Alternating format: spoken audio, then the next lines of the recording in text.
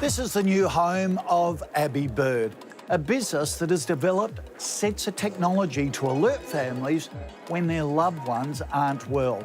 General Manager James Tucker was previously borrowing a desk in another office and collaborating online with colleagues. So they're all working from the one spot. James, welcome to Work Club. How did you find us? Thanks, Soren. Real pleasure to be here. We found you on the internet by searching for convenient co-workspace, because we weren't interested in going into a large permanent office. Searching the web obviously is the first place to go to, and we found you very easily, and your offering was compelling. Soren Trampedach is the founder of Work Club. He wanted to build an office out of the ordinary. I have this theory that I've had for a long time around Leonardo da Vinci and around diversity. So Leonardo, he lived in Florence in the early Renaissance time, where that was the center of the world in terms of new ideas, lots of cultures coming together, lots of new inventions. And he, at the time, was very calculative around who he surrounded himself with in his local network, because he felt diversity in that network elevated the quality of his works.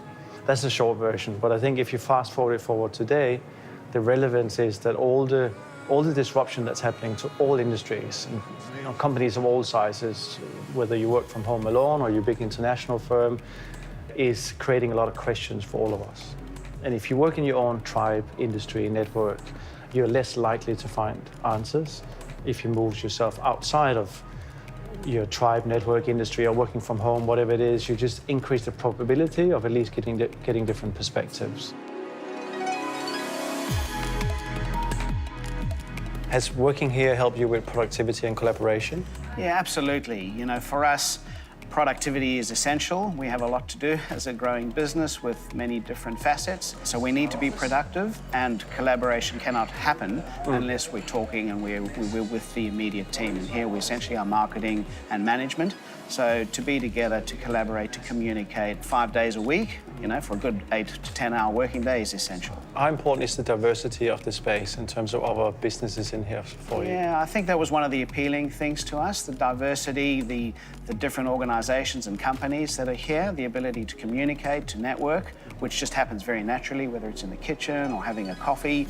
They're very similar businesses, so we've met people that we've been able to talk with that have given us leads, or that we've been able to share business opportunities with ourselves. So it's been fantastic, really, really good. How important is it for you not to be locked into a long-term contract? Yeah, that's essential, and a key element, again, for why we liked Work Club.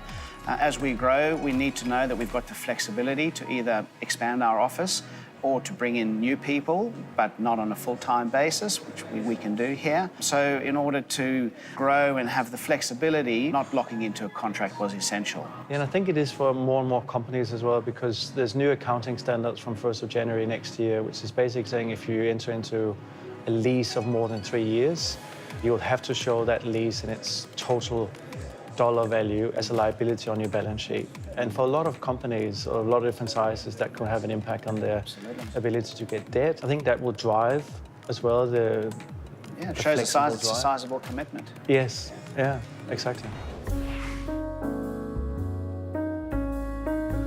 Before you found Work Club, where was the team working from? So we have had a fairly rapid growth, like most, new businesses. We've actually been seeded by a larger organisation. So I was working out of their office on a spare desk where I could find one. But as we then started to bring new people onto the team, we needed to be in a space where we were together, where we could collaborate, where we were always in the same office, and where we could then look to expand the team, but do that within the city, within a location that was close to our customers and our clients. And that sense of collaboration and being together, it was essential, and Work Club ticked that box for us. Companies want flexibility, and that doesn't matter whether you're listed or you're a small firm. The more flexibility you can get, it's important, because nobody knows what's around the corner. Nobody knows what's happening 3 to 5 years from now. Locking yourself into a 10-year lease just doesn't make sense for any companies today. So I think we're about to see a switch, particularly in Australia, where big companies will start moving more and more their space to flexible solutions. So, Soren, with all of these diverse companies and organisations and people that you've got within Work Club, how do you get them to communicate or collaborate with each other other than just bumping into each other at the coffee shop or in the kitchen? Yeah, good question. That's the magic, really, I think, of what we try and do. And we kind of work at 3 different levels. One is our Florence Guild series, which is from the Da Vinci theory, but that's our bigger events. Right. That's sort of around 60 people where we bring them together and we put somebody on a stool and he starts with a conversation. There's no tech, there's no slides. We try and create a conversation between these 40, 50, 60 people, but the intimacy is not that great at that level. So the next level down is what we call round tables, where we invite 8 members to sit around one of our dining tables, and it's very focused around real conversations. 9 minutes each, right. 3 minutes where you talk a bit about yourself, what you do, your business, and then what is your biggest issue that you're keeping you up at night right now. Right. You know, and it could be your business, it could be your personal life, it could be whatever you like. There's no fluff. You get to a real conversation, and everybody around the table knows each other well enough so that afterwards they can go and talk to each fantastic. other. We try to, in a very subtle way, create these encounters and conversations. We're not in people's face.